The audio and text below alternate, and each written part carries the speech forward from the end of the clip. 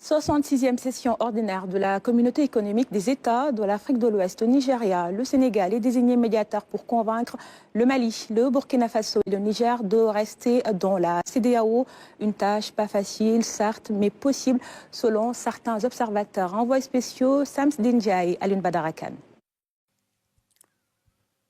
Abuja, la fière capitale fédérale nigériane, théâtre d'une session ordinaire de la CEDEAO qui a tout d'une rencontre extraordinaire.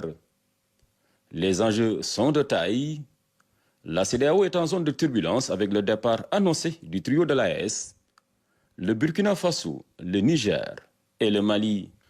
L'urgence est là, car le délai de retrait définitif expire le 29 janvier prochain. Le temps presse, il faut se décider, ils l'ont compris.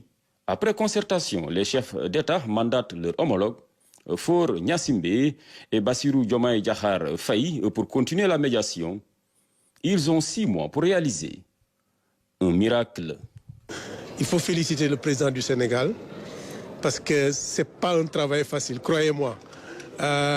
Pour beaucoup de diplomates, personne ne pourrait prendre ce travail avec ce qu'on peut appeler un contrat de résultat. Alors, mais là où nous sommes, je crois qu'il faut se satisfaire de ce qui a été fait, ce qui a été accompli. Délicate certes, mais exaltante, cette mission pourrait être couronnée de succès si l'on se fie à notre riche patrimoine commun. Chez les peuples de la CEDEAO, le dialogue a été toujours au cœur des interactions. Ce qu'on appelle espace CEDEAO, c'est juste notre propre histoire. La CEDEAO ne fait que regrouper l'essentiel des pays qui faisaient partie de l'empire du Manding. Cet empire du Mali, avec la charte du Karakoum-Fouga, qui avait ce que nous appelons aujourd'hui liberté de circulation des biens et des personnes, était déjà garantie dans la charte du Karakoum-Fouga. Et la sécurité humaine était garantie dans la charte du Karakoum-Fouga à l'intérieur de cet espace.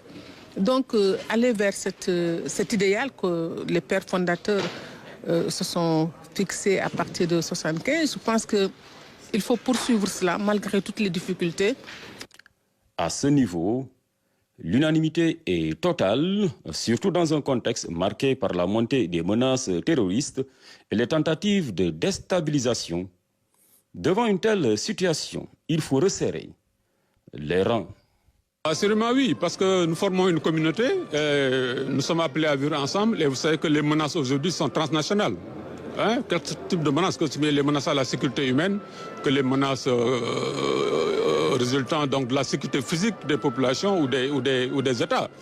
Donc de façon fondamentale, je pense que si ces États décident de sortir, il y aura des répercussions tant au niveau institutionnel, parce qu'il y a des organes que nous partageons en commun. D'abord au niveau de la Commission. Ils sont à la Commission. Nous avons le comité des chefs d'état-major de la CEDEAO, ils sont membres. Nous avons le comité des chefs de police, ils sont membres. Et nous avons tout le dispositif de renseignement au niveau communautaire, ils sont membres. Ces différents appels combinés aux efforts diplomatiques du président Bassirou Diomaye Diakhar Faye permettent d'entretenir l'espoir de voir le Burkina Faso, le Niger et le Mali réintégrer la grande famille de la CEDEAO et de fêter avec tous les autres les 50 ans de l'organisation prévue en 2025. De ce sommet d'Abuja, nous pouvons retenir que les chefs d'État de la CEDEAO sont plus que jamais ouverts au dialogue, un dialogue franc et sincère avec leurs frères du Burkina Faso, du Mali et du Niger pour leur retour définitif dans l'instance régionale. Ils l'ont compris, le monde appartient aux grands ensembles, d'autant plus qu'ils ont ce devoir sacré de préserver ce legs des pères fondateurs d'Abuja, Alun Badara Kane, Samsidine Ndiaye pour la RTS.